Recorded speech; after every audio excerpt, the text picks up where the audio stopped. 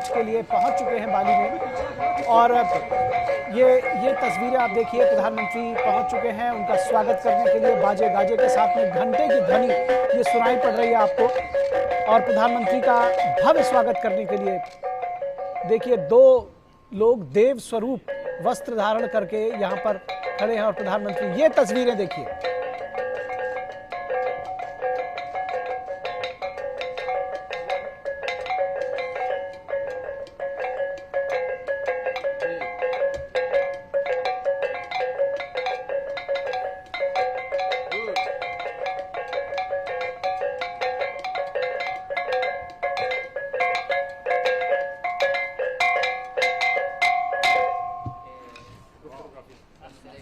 प्रधानमंत्री ने स्वयं इस वाद्य यंत्र को बजाया और उनके स्वागत में ये वाद्य यंत्र बजाए जा रहे थे और प्रधानमंत्री ने स्वयं खुद उनके हाथ से ये लेकर के इस वाद्य यंत्र को बजाया। ये प्रवेश के साथ ही प्रधानमंत्री का ये जो जेस्चर था निश्चित तौर पर काबिले तारीफ है, देखने लायक है।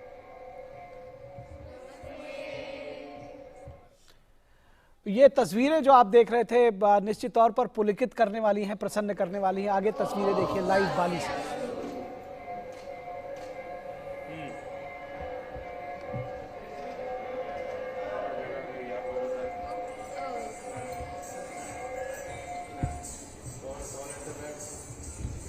वक्त तस्वीरों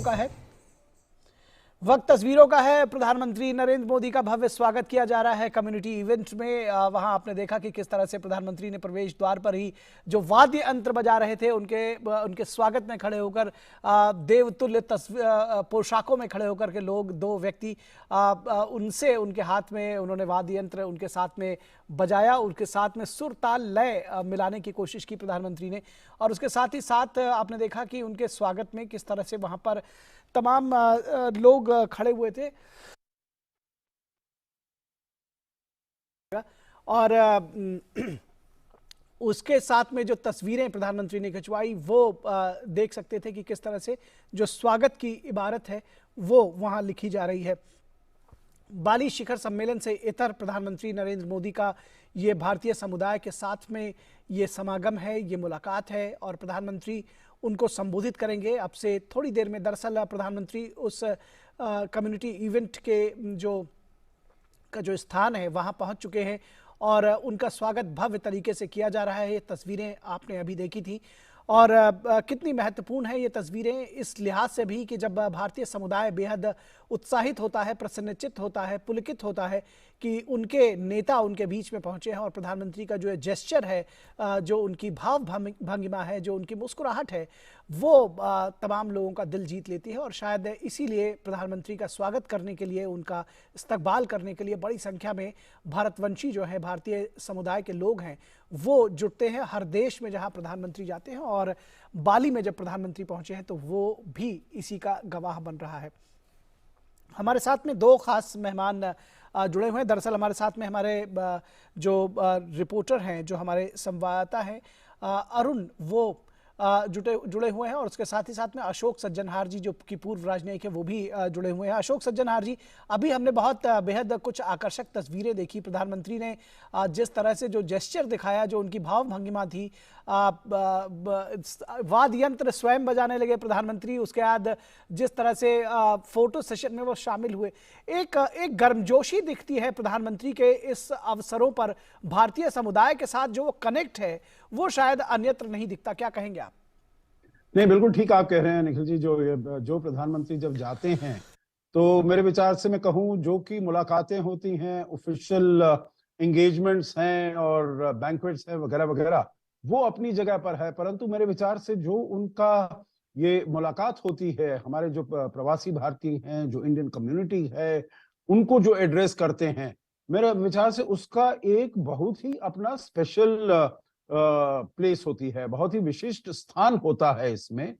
क्योंकि वो बिल्कुल इतना ही, जैसे आज हमने देखा जब वो वहां पर पहुंचे, इतना ज्यादा कंफर्ट लेवल है उनका, इतना ज्यादा वो अपने को जैसे ये अपना बड़ा परिवार है और वो इस परिवार के सदस्य हैं या परिवार के वो शीर्ष हैं, उनके उस परिवार के हेड हैं।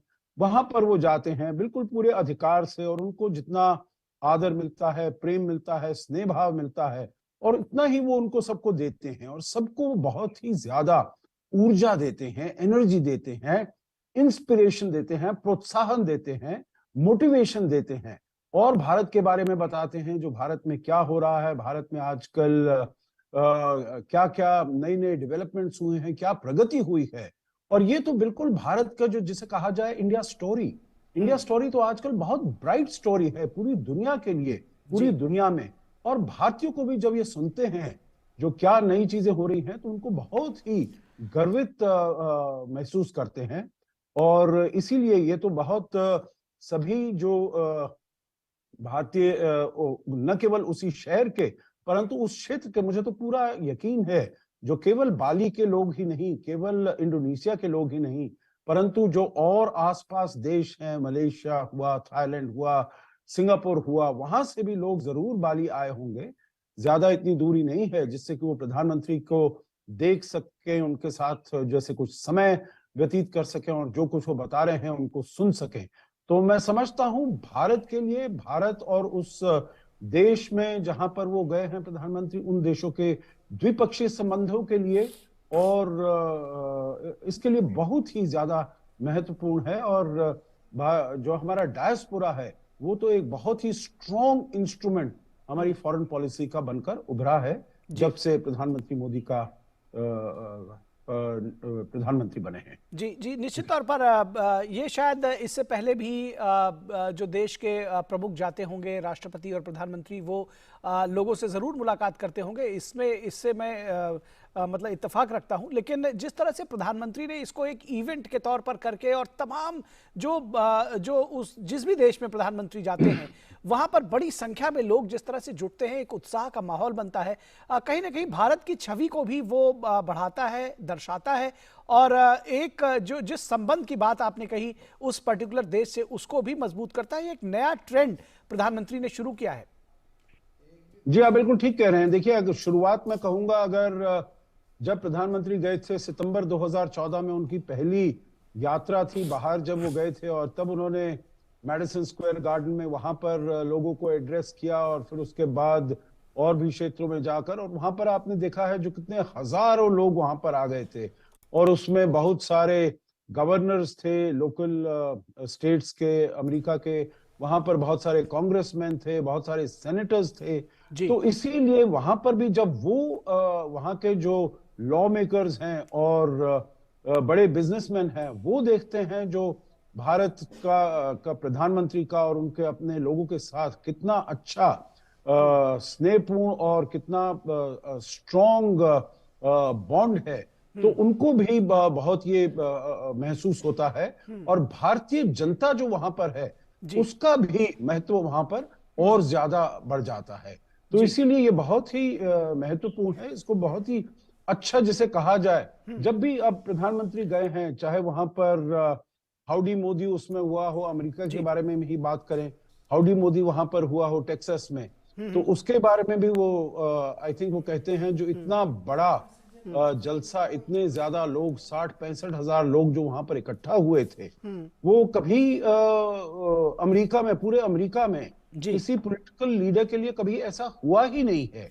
और प्रधानमंत्री तो जहां गए हैं, चाहे वो म्यांमार हो या ऑस्ट्रेलिया हो या कहीं भी हो, तो सभी एकदम जो भारतीय हैं उनका हुजूम वहां पर उमड़ पड़ता है। जी, निश्चित तौर पर जब हम कल्चरल कनेक्ट की बात करते हैं, पीपल टू पीपल कांटेक्ट की बात करते हैं अशोक जी, तो ऐसे में भी ये जो एक तरह से कहते हैं कि पीपल टू पीपल कांटेक्ट को बढ़ाना चाहिए और ये कनेक्ट बढ़ाने की बात होती है, ऐसे में जो इस तरह का आयोजन होते हैं वो उसमें और गति देते हैं, क्या कहेंगे आप?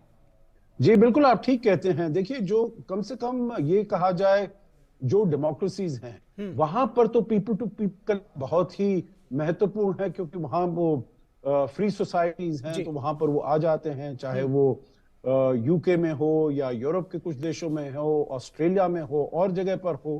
परंतु जैसे मैंने कहा, जब वो नवंबर 2014 में गए थे म्यांमार में, जो वहां ईस्ट एशिया समिट था, वहां भी इतना बड़े समूह को उन्होंने एड्रेस किया था। और तब लोग, मुझे याद है, कह रहे थे, जो हमको मालूम ही नहीं था, जो म्यांमार में वहां पर उस समय भी वो था, इतना ज्यादा फ्रीडम नहीं थी, परंतु वहां पर हमारे भारतीय समूह के इतने ज्यादा लोग हैं, परंतु जहां वो जाते हैं एकदम जो भी हॉल होता है, जो भी स्थान होता है, एकदम पूरी तरीके से भर जाता है।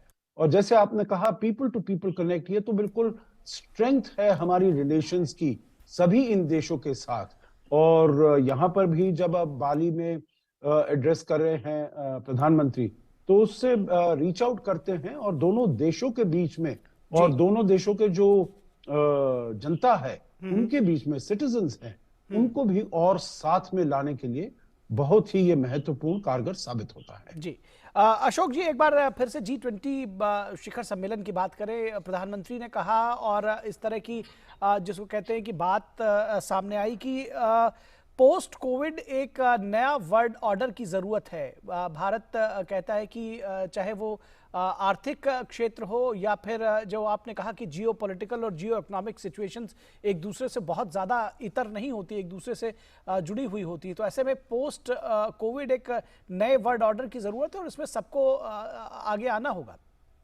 जी आप बिल्कुल ठीक कह रहे हैं। देखिए, एक जो अभी तक वर्ल्ड ऑर्डर चल रहा है वो है पोस्ट सेकेंड वर्ल्ड ऑर्डर। तो उसमें कुछ जो देश थे वो वहां पर विजयी हुए थे द्वितीय विश्व युद्ध में, द्वितीय महायुद्ध में, और कुछ थे जो हार गए थे। तो अब जो वीटो है वो उन देशों के पास है जो वहां पर जीते थे।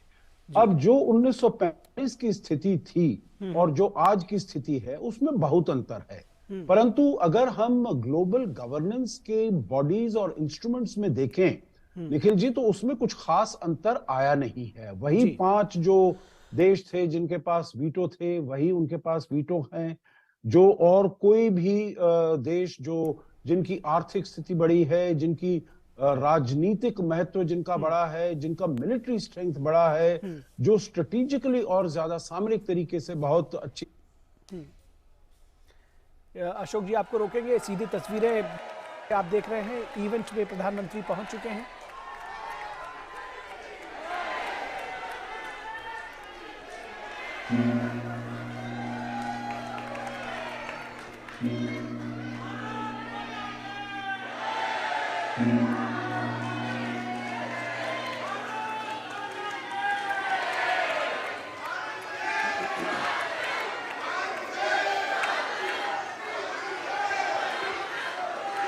भाइयों और बहनों,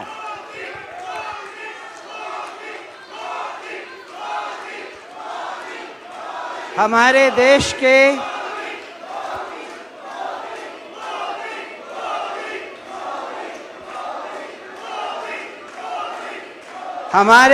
के यशस्वी प्रधानमंत्री श्रद्धेय श्री नरेंद्र मोदी जी का इंडोनेशिया में रह रहे भारतीय और भारतीय मूल के लोगों की तरफ से हार्दिक स्वागत और अभिनंदन है।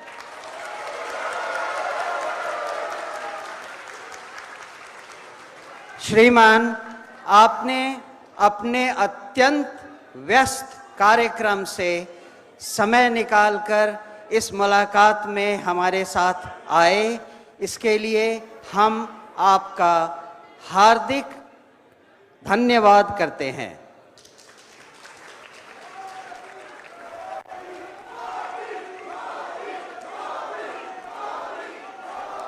माननीय प्रधानमंत्री जी, यहाँ हर कोई आपसे मिलने को उत्सुक है, क्योंकि हम सबको यहाँ मालूम है कि हाल में भारतीय अर्थव्यवस्था का विकास और विश्व में उसकी बढ़ती साख के पीछे आपके बनाए हुए दूरदर्शी नीतियों और उनके सफल कार्यान्वयन का कितना भाग रहा है। आदरणीय प्रधानमंत्री जी, इस भारतीय समुदाय की बहुत सारी विशेषताएं हैं, लेकिन उसमें मैं एक का आपके सामने उल्लेख करना चाहूँगा। इंडोनेशिया में हमारा यह भारतीय समुदाय बहुत आदर और सम्मान से देखा जाता है, क्योंकि इंडोनेशिया में हर भारतीय एक एम्प्लॉयमेंट जनरेट करने वाला माध्यम माना जाता है। ये सारे लोग, हर आदमी जो यहाँ हैं, कुछ न कुछ स्थानीय नागरिकों को एम्प्लॉयमेंट प्रदान करते हैं। हम यहाँ एम्प्लॉयमेंट जनरेट करने के लिए जाने जाते हैं, न कि एम्प्लॉयमेंट खोजने के लिए। ये हमारे लिए एक बहुत गर्व का विषय है। ये सब, हम सब, ये समुदाय आपको सुनने के लिए बहुत बेताब हैं। हम सबसे पहले दोनों देशों के राष्ट्रगान के सम्मान में खड़े होंगे। तत्पश्चात मैं आपसे अनुरोध करूंगा कि हम सबको संबोधित करें। धन्यवाद।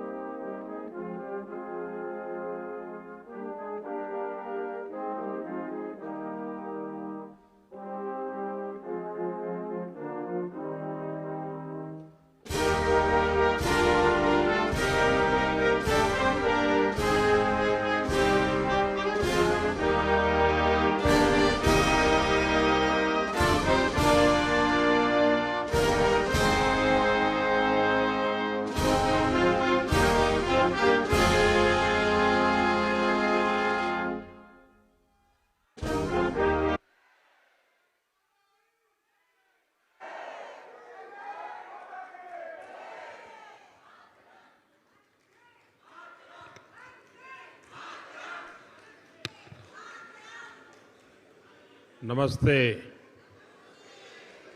वणक्कम।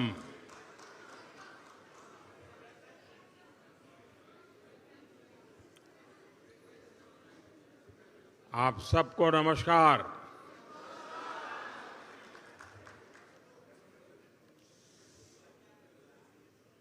इंडोनेशिया आने के बाद,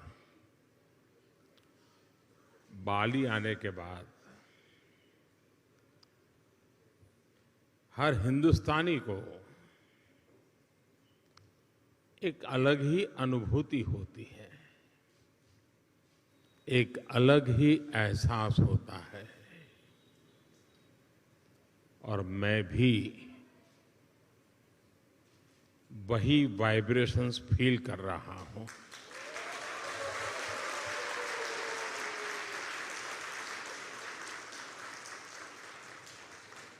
जिस जगह के साथ भारत का हजारों वर्षों का रिश्ता रहा हो और जिसके बारे में सुनते रहते हो कि हजारों साल में अनेक पीढ़ियां आई चली गई, लेकिन उस परंपरा को कभी ओझल नहीं होने दिया। हजारों साल से उस परंपरा को जीना, पीढ़ी दर पीढ़ी उस परंपरा को जानना और हर पल उस परंपरा से जुड़े रहना, वहां के लोग, उस धरती एक अलग ही आनंद हो देती है, अलग ही आनंद की अनुभूति कराती है। आप कल्पना कर सकते हैं, आज जिस समय मैं आपसे बात कर रहा हूं, हम यहां बाली में बैठे हैं, बाली की परंपराओं के गीत गा रहे हैं। उसी समय जब मैं आपसे बात कर रहा हूं, इसी पल बाली से 1500 किलोमीटर दूर भारत के कटक शहर में महानदी के किनारे बाली यात्रा का महोत्सव चल रहा है, जिसे बाली यात्रा कहते हैं।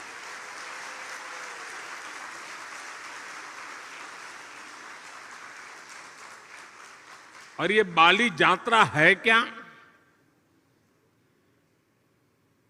ये महोत्सव भारत और इंडोनेशिया के बीच हजारों वर्षों के ट्रेड रिलेशंस को सेलिब्रेट करता है। इंडोनेशिया के लोग इस बार की बाली यात्रा के फोटो इंटरनेट पर देखेंगे तो उन्हें वाकई गर्व होगा, आनंद होगा, उत्साह से भर जाएंगे। और कई वर्षों बाद, बीच में कोरोना के कारण जो दिक्कतें आई, उसके कारण कुछ रुकावटें आई थी, और अब कई वर्षों बाद बाली यात्रा, ये महोत्सव उड़ीसा में बहुत ही बड़े स्केल पर भव्यता के साथ, दिव्यता के साथ, लाखों लोगों की भागीदारी के साथ, मास पार्टिसिपेशन के साथ अभी मनाया जा रहा है। मुझे बताया गया कि वहां के लोग ये बाली यात्रा के स्मरण में एक स्पर्धा चला रहे हैं। कहते हैं कि कागज के नाव बना करके बहाए जाएंगे, और वो वर्ल्ड रिकॉर्ड करने के मूड में है। इसका मतलब ये हुआ कि उड़ीसा में आज जो लोग इकट्ठा हुए हैं, उनका शरीर वहां है, लेकिन मन बाली में है, आप लोगों के बीच में है। साथियों, हम लोग अक्सर बातचीत में कहते हैं इट्स अ स्मॉल वर्ल्ड, ऐसा ही शब्द है, it's a small world. Bharat और इंडोनेशिया के संबंधों को देखें तो ये शब्द नहीं है, ये हमें सच्चाई नजर आती है, सटीक बैठता है। समंदर की विशाल लहरों ने भारत और इंडोनेशिया के संबंधों को लहरों की तरह ही उमंग से भरा है, जीवंत रखा है। कभी थकान महसूस नहीं हुई, वो लहरें जैसे चलती रहती हैं, हमारा नाता भी वैसा ही जीवंत रहता है।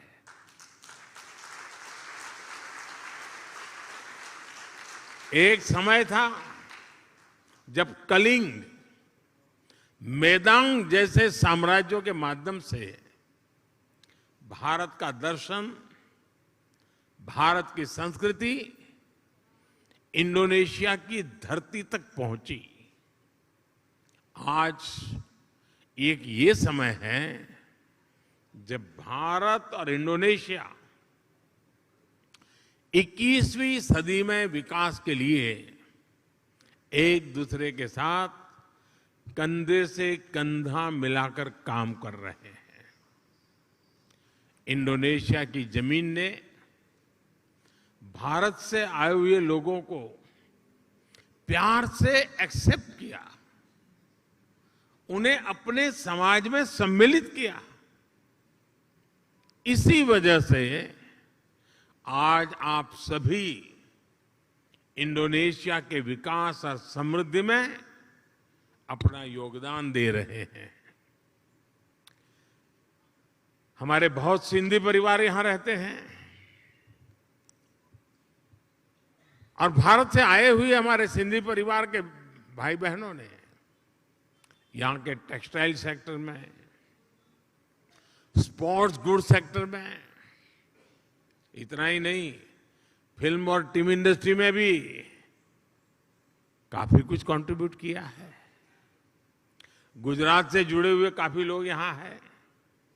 जेम्स, डायमंड्स, माइंस, इवन खेती, किसानी, उसमें भी वो लोग नजर आते हैं। भारत से आए हुए engineers, chartered accountants, professionals Indonesia के विकास के सहयात्री बने हुए हैं।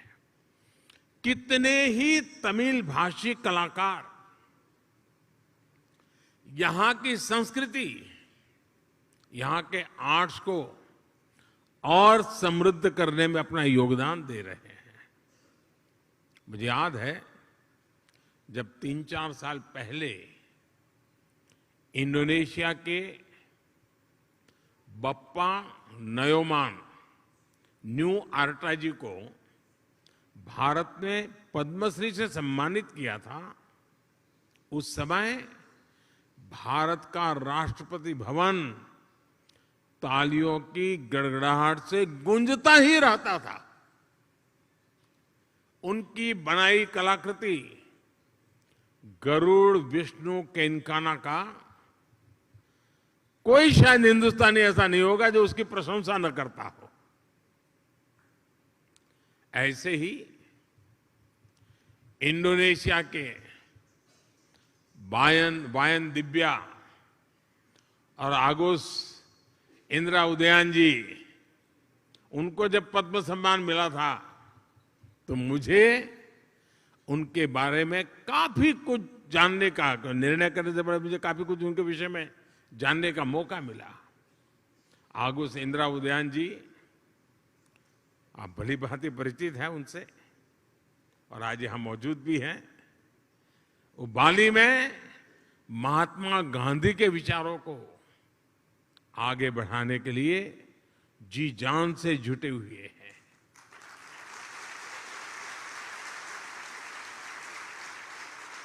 मैंने कहीं उनका एक इंटरव्यू देखा था, उसमें वो कह रहे थे कि भारत की सबसे बड़ी विशेषता अतिथि देवो भव की है। यानी अतिथि देवो भव, ये भावना जो है ये हर भारतीय के रगों में है। अपनत्व का ये भाव प्रकट होता है। मुझे इंटरव्यू पढ़ के अच्छा लगा, लेकिन मुझे एक ही बात और भी बतानी चाहिए। अपनत्व के विषय में भारत की तारीफ हो रही होगी, लेकिन इंडोनेशिया के इंटरव्यू पढ़ के अच्छा लगा, लेकिन मुझे एक ही बात और भी बतानी चाहिए। अपनत्व के विषय में भारत की तारीफ हो रही होगी, लेकिन इंडोनेशिया के लोगों का भी अपनत्व कम नहीं है।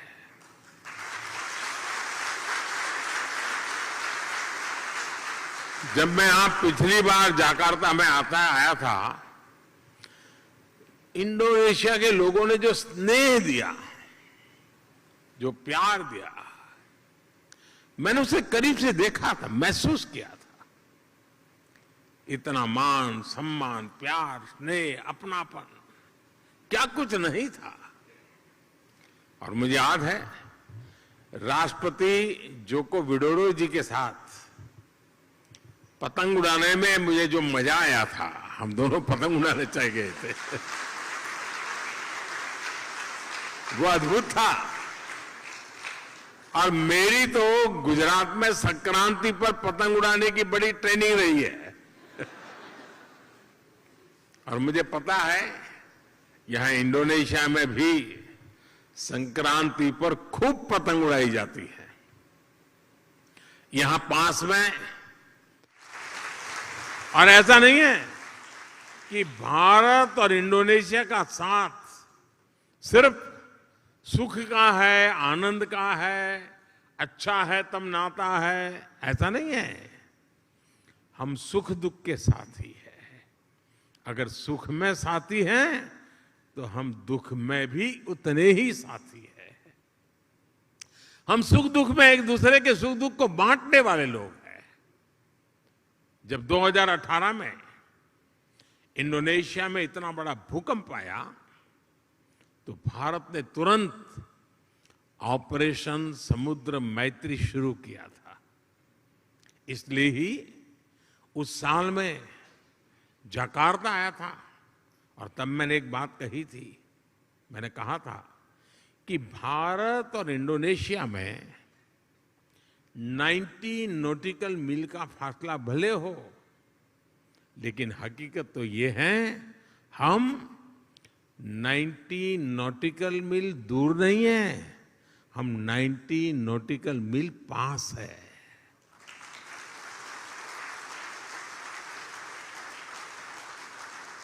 साथियों, जीवन के पग पग पर, क्षण क्षण में ऐसा कितना कुछ है जिससे भारत और इंडोनेशिया ने मिलकर के अब तक सहज कर रखा है।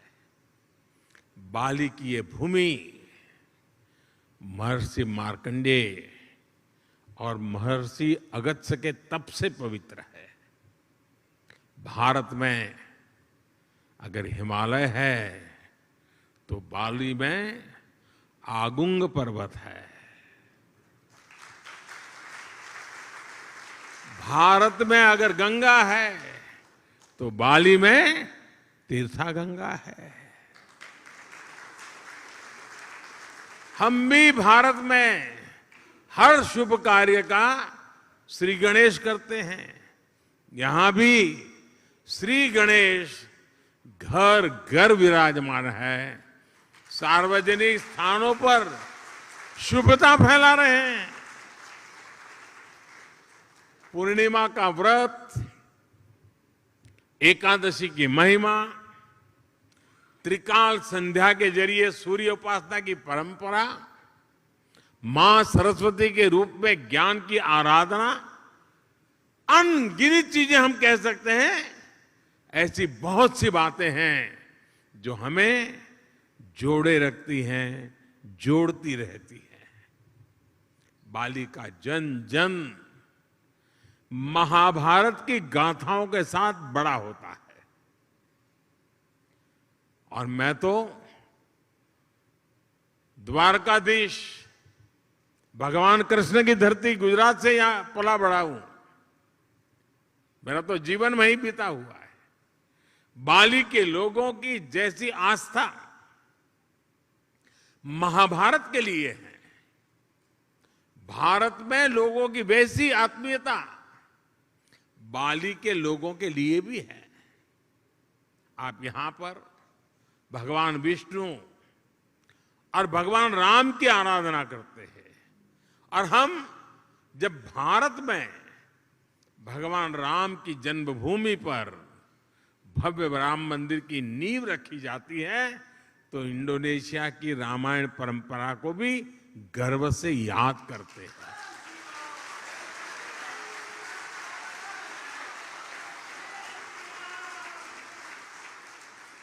कुछ साल पहले जब भारत में रामायण फेस्टिवल का आयोजन हुआ था, तो इंडोनेशिया के भी कई कलाकार, यहां से कई कलावृंद भारत आए थे और अहमदाबाद में, हैदराबाद में, लखनऊ में, अनेक शहरों में वो अपना कार्यक्रम करते करते वो अयोध्या आए थे। उनका आखिरी समापन कार्यक्रम अयोध्या में हुआ था और बहुत वाहवाही हुई थी। हिंदुस्तान में जहां गए अखबार भरे पड़े रहते थे।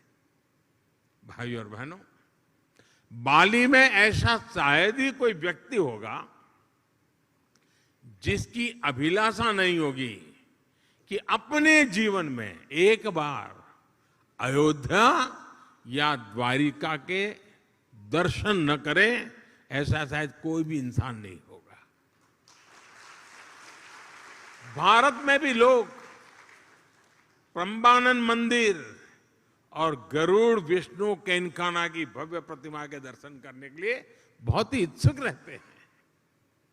कोरोना काल से पहले एक साल में ही 5 लाख से ज्यादा भारतीयों का अकेले बाली आना ही इसकी गवाही देता है। साथियों, जब विरासत साझा होती है, जब मानवता के प्रति आस्था समान होती है, तो प्रगति के लिए भी समान रास्ते बनते जाते हैं। कुछ महीने पहले ही 15 अगस्त को भारत ने अपनी स्वतंत्रता के 75 साल पूरे किए हैं।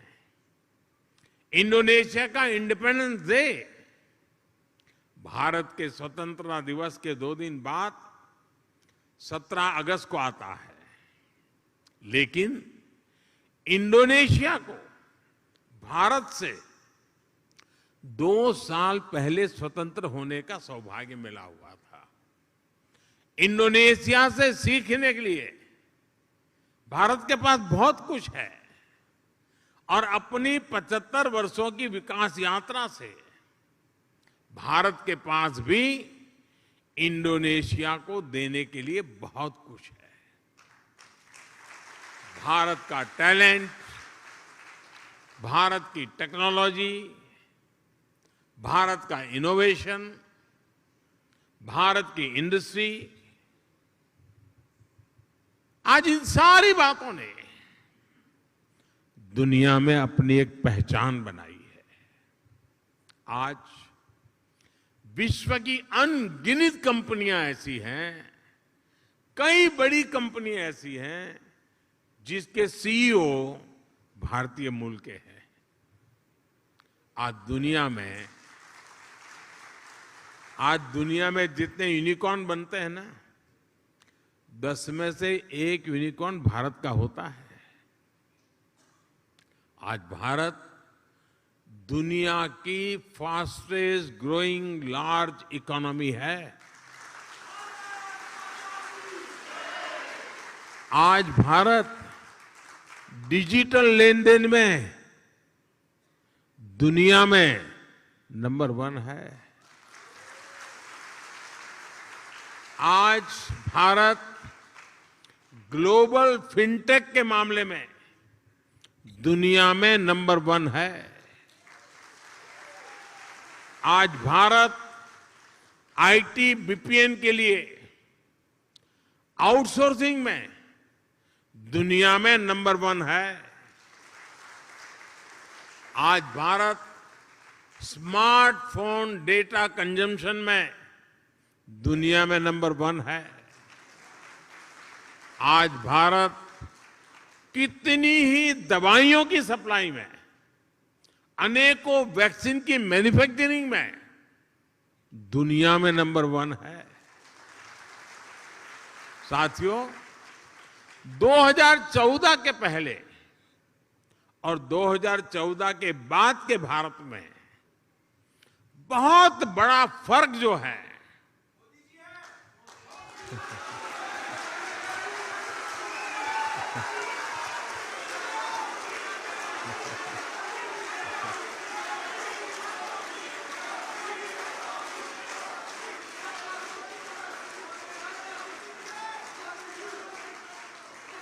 वो जो बहुत बड़ा फर्क है वो मोदी नहीं है, वो बहुत बड़ा फर्क है स्पीड और स्केल में। आज भारत अभूतपूर्व स्पीड पर काम कर रहा है और अप्रत्याशित स्केल पर काम कर रहा है। अब भारत छोटा सोचता ही नहीं है।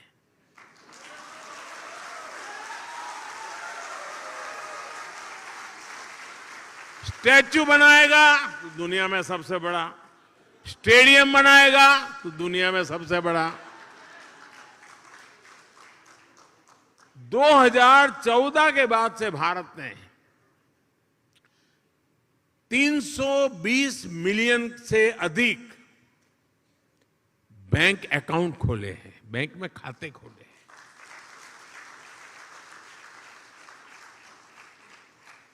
इसका मतलब ये हुआ कि अमेरिका की कुल जनसंख्या जितनी है उतने हमने बैंक खाते खोले हैं।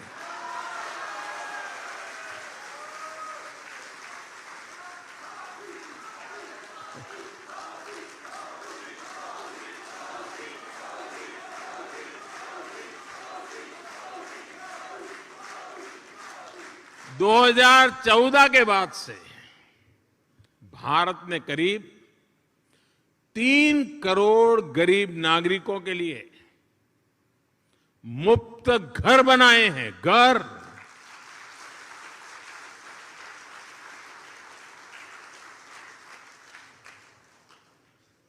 और घर ऐसे नहीं बनता है, जब घर मिल जाता है ना तो इंसान रातों रात लखपति बन जाता है। और जब मैं 3 करोड़ घर की बात करता हूं, उसका मतलब क्या है?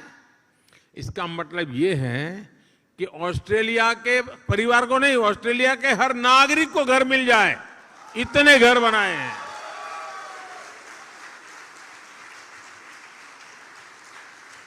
पिछले 7-8 साल में भारत ने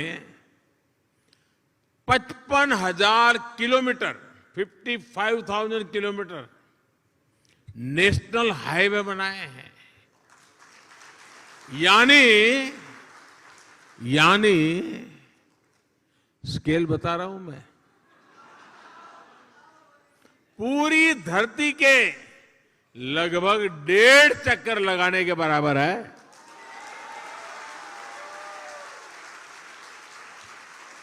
आज भारत आयुष्मान भारत योजना के तहत जितने लोगों को 5 लाख रुपए तक के मुफ्त इलाज की सुविधा दे रहा है, 5 लाख रुपए तक अगर उसका मेडिकल बिल 1 साल का बनता है तो जिम्मा सरकार उठाती है। इसका बेनिफिट कितना लोगों को मिलता है? 5 लाख रुपए तक की मेडिकल सुविधा जो मिलती है वो पूरे यूरोपियन यूनियन की कुल आबादी से ज्यादा लोगों को मिलती है।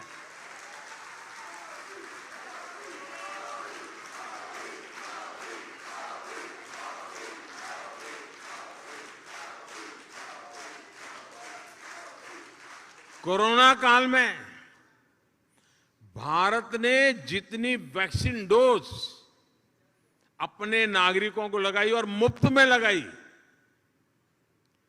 वो जो वैक्सीन डोज है ना, उसकी अगर मैं संख्या का हिसाब लगाऊं तो अमेरिका और यूरोपियन यूनियन, उन दोनों की कुल आबादी जो है उससे 2.5 गुना ज्यादा डोज हमने हिंदुस्तान में लगाए।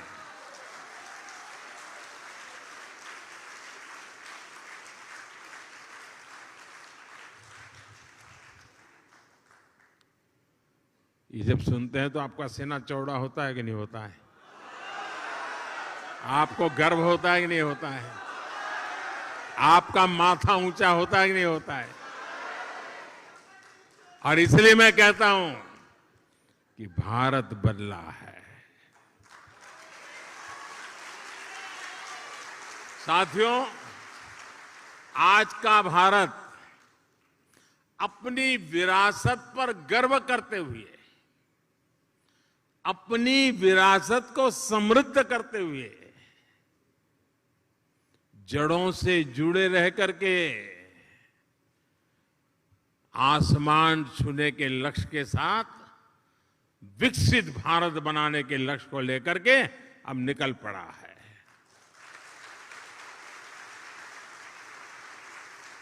लेकिन भारत का ये लक्ष्य सिर्फ अपने लिए नहीं है, हम स्वार्थी लोग नहीं, हमारे संस्कार नहीं है। 21वीं सदी में आज विश्व की भारत से अपेक्षाएं हैं, जो आशाएं हैं, भारत उसे अपनी एक जिम्मेवारी समझता है, एक दायित्व के रूप में देखता है, और हम दुनिया की भलाई के लिए अपने आप को आगे बढ़ाने के लिए मक्कम है, संकल्पबद्ध है।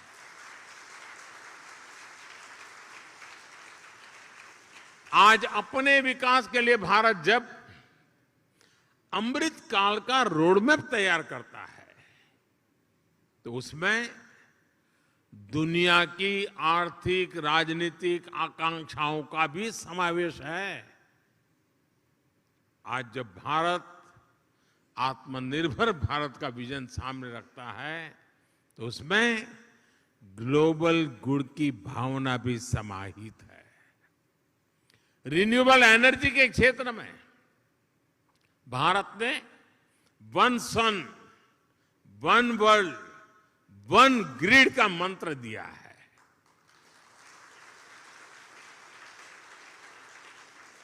वैश्विक स्वास्थ्य को मजबूत करने के लिए भारत ने वन अर्थ, वन हेल्थ इसका अभियान चलाया है। क्लाइमेट चेंज जैसी चुनौती से निपटने के लिए, और जो आइलैंड कंट्रीज होते हैं उनके लिए तो भारत एक वरदान के रूप में काम कर रहा है। क्लाइमेट चेंज की जो मुसीबतें हैं उसको निपटने के लिए भारत ने विश्व को मिशन लाइफ का समाधान दिया है। मिशन लाइफ यानी lifestyle for environment. Mission life यानी पृथ्वी के प्रत्येक नागरिक द्वारा ऐसी लाइफस्टाइल को आत्मसात करना जो पर्यावरण के अनुकूल हो, जो क्लाइमेट चेंज की चुनौती से हर पल निपटती हो। आज जब पूरा विश्व एनवायरमेंट फ्रेंडली और होलिस्टिक हेल्थ केयर की तरफ आकर्षित हो रहा है, तो भारत का योग, हमारा आयुर्वेद, ये पूरी मानवता के लिए तोहफा है। और साथियों, जब आयुर्वेद की बात आई है तो मुझे भारत इंडोनेशिया के एक और जुड़ाव का ध्यान आ रहा है। मुझे याद है जब मैं गुजरात का मुख्यमंत्री था तो गुजरात आयुर्वेदिक यूनिवर्सिटी और यहाँ की यूनिवर्सिटीज, हिंदू इंडोनेशिया, इसके बीच समझौता हुआ था। मुझे खुशी है कि इसके कुछ ही वर्ष बाद यहाँ की इस यूनिवर्सिटी में आयुर्वेद हॉस्पिटल की भी स्थापना हुई। साथियों, वसुधैव कुटुंबकम यानी पूरे विश्व को एक परिवार मानने की भारत की यही भावना, यही संस्कार विश्व कल्याण का मार्ग प्रशस्त करते हैं। कोरोना काल में हमने देखा है भारत ने दवाइयों से लेकर वैक्सीन तक जरूरी संसाधनों के लिए आत्मनिर्भरता हासिल की और उसका लाभ पूरी दुनिया को मिला। भारत की सामर्थ्य ने कितने ही देशों के लिए एक सुरक्षा कवच का काम किया। इंडोनेशिया जैसे हमारे पड़ोसी और मित्र देशों के लिए हम विशेष रूप से कंधे से कंधा मिलाकर खड़े हुए। इसी तरह आज भारत अंतरिक्ष में, स्पेस के क्षेत्र में प्रमुख वैश्विक महाशक्ति के रूप में उभर रहा है, तो उसका लाभ साउथ एशियन देशों को विशेष रूप से मिल रहा है।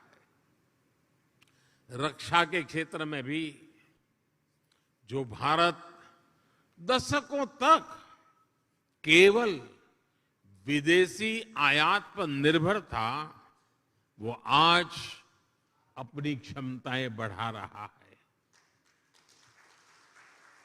ब्रह्मोस मिसाइल हो या तेजस फाइटर प्लेन, इनका आकर्षण विश्व में लगातार बढ़ रहा है। आज भारत बड़े लक्ष्य तय कर रहा है और उन्हें प्राप्त करने के लिए भी पूरी मेहनत कर रहा है। संकल्प से सिद्धि का यही मंत्र आज 21वीं सदी के नए भारत की प्रेरणा बना हुआ है। आज इस अवसर पर मैं आप सबको अगले प्रवासी भारतीय सम्मेलन के लिए भी निमंत्रण देता हूं। जनवरी महीने में 9 जनवरी को यह कार्यक्रम होता है। इस बार ये आयोजन मध्य प्रदेश के इंदौर में होगा और इंदौर वो नगर है जो पिछले 5-6 बार से देश में स्वच्छ शहर के नाम पर हिंदुस्तान में नंबर 1 रहता है।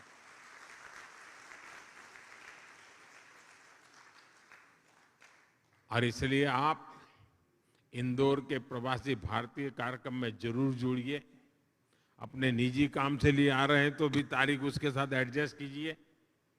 और जब आप इंदौर आएंगे तो उसके 1-2 दिन के बाद ही अहमदाबाद में काइट फेस्टिवल होता है।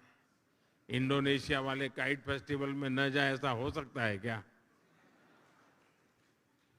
और जब आप आए, अकेले मत आना, सिर्फ अपने परिवार को ही लेकर के आकर के रुक मत जाना। कुछ इंडोनेशियन परिवारों को भी साथ ले आइए।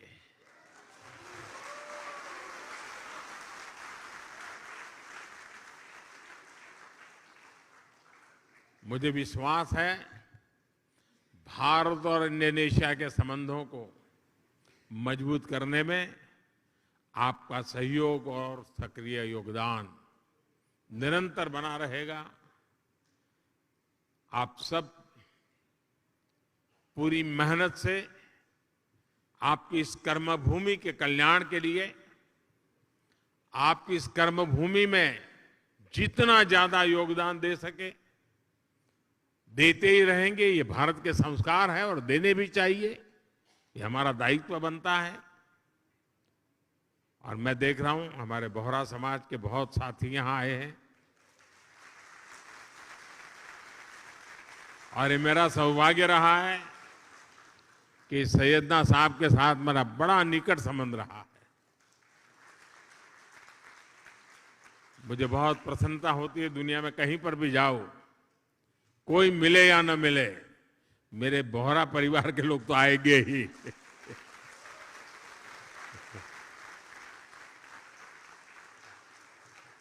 साथियों, आप इतनी बड़ी तादाद में यहां आए, समय निकाल करके आए और उमंग और उत्साह से भरे हुए हैं।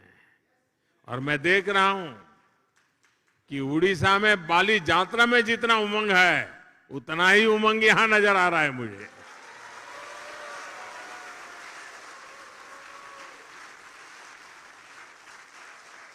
आपके इस प्यार के लिए, आपके इस स्नेह के लिए, भारत के प्रति आपकी ये श्रद्धा के लिए हृदय से आपका बहुत बहुत धन्यवाद करता हूं। अनेक अनेक शुभकामनाएं देता हूं। धन्यवाद साथियों।